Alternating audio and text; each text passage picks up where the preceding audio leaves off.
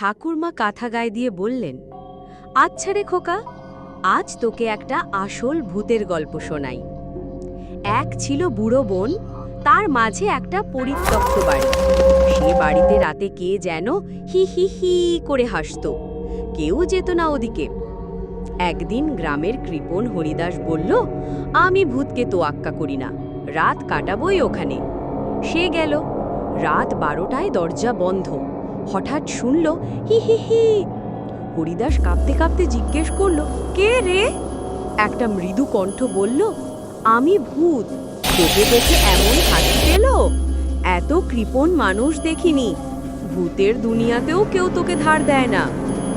সেই রাতে হরিদাস বদলে গেল, শুরু করলো দান খয়রাত। আর কেউ ওই বাড়িতে হাসি শোনেনি।